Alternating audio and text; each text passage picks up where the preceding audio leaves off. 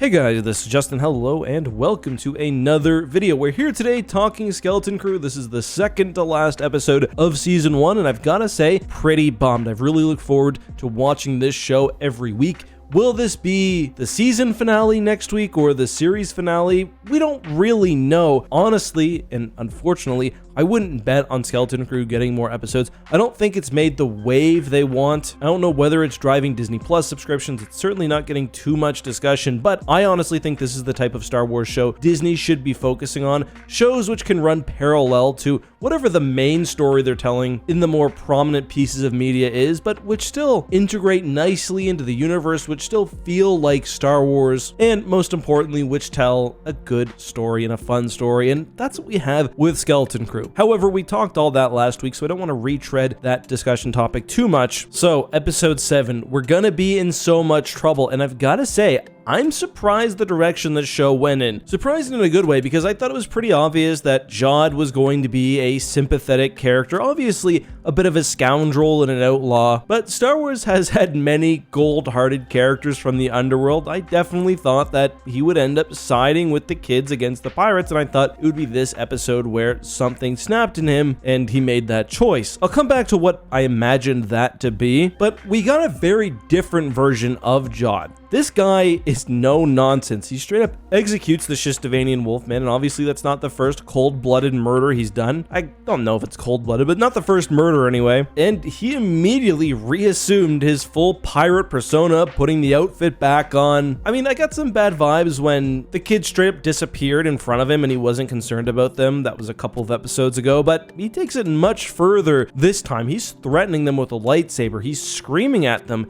He's threatening to kill them. But he's not evil. Like, that's pretty clear. And my favorite scene of the series so far may actually be that one where he's got the kids in the cockpit, he's yelling at them, and I think he definitely realizes that he's snapped. He's gone way too far. He has become a bad guy that he probably never saw himself becoming. You know, I'm a parent, and I think a pretty good one. There have been many times where my kids have frustrated me or when I'm dealing with other things, and it's really easy to scapegoat them, to treat them like the bad guy, but that's not what a good parent does. John, however, is clearly dealing with a lot of past trauma. Well, I assume he is based on the fact that he seems to be a Jedi. I'm guessing he may have gotten Order 66. And in that scene with the kids, it seems to me like he's waiting for them to basically say something to him, to feed into this dark path he started to walk down. I remembered a couple of episodes ago when Fern tells him, we're just kids, you can't do this to us. And I think he realizes that and is looking for an excuse to lash out, but maybe I'm overanalyzing things. Maybe he is just a bad dude and he didn't actually go through Order 66 or anything like that. But he's a complex character because he seemed at times genuinely caring for the children, but he's obviously also very self-serving, and my explanation for that is simply, it's a defense mechanism. It's what he's had to do in order to survive in the galaxy, and he's trying to reckon with that and maybe go back to the good side. I tweeted after this episode that hurt people,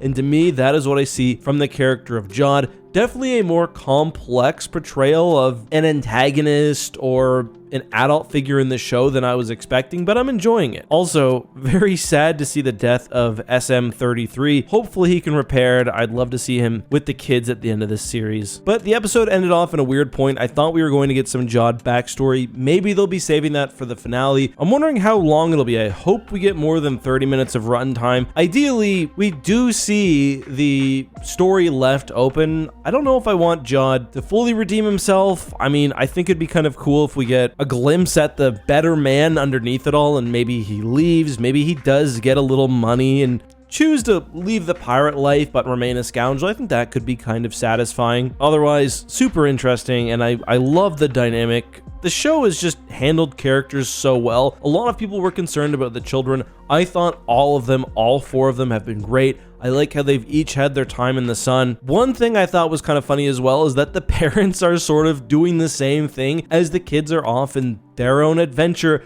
The parents are also rebelling against authority, running off into the woods, setting off probes, stealing things. I do think At-Atten has a bit of mystery left. I'm not sure where episode 8 is going to take that, nor do I know what Jod is actually planning. Like, why is he threatening the kids and their families for no reason? I guess he's trying to get the frigate down so they can raid the vaults and take as much gold as they can haul off. But you know, even at the end, I think I saw something in him that was just more than evil, more than an asshole. All right, just some miscellaneous points. I thought the visual effects in the show just continue to be phenomenal. It's crazy we're getting this level of fidelity for a TV show. The whole sequence where they discover At-Aten and its sort of shell of radiation and the maelstrom was awesome. It reminded me a lot of Star Wars Legends, where the Empire developed the orbital night cloak. They're basically these satellites which cut the sun off from a planet, and I kind of realized that there's an even better comparison for Star Wars canon. Actually, two. There's the Climate Disruption Array, which we see used during Operation Cinder,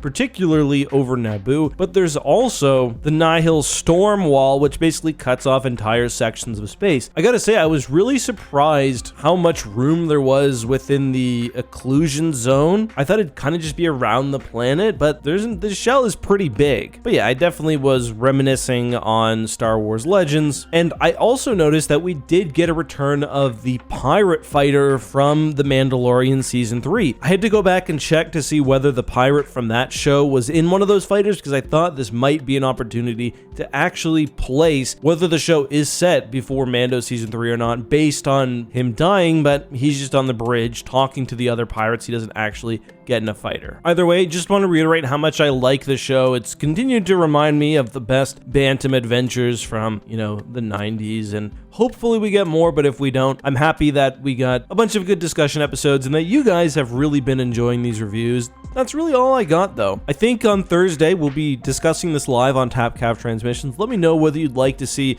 me host that on this channel so you guys can give your thoughts and I can answer your questions. Otherwise, consider Googling TapCav Transmissions or checking it out on your favorite podcast platform. But that's all I've got. Until next time, be safe, have a good one, and may the Force be with you.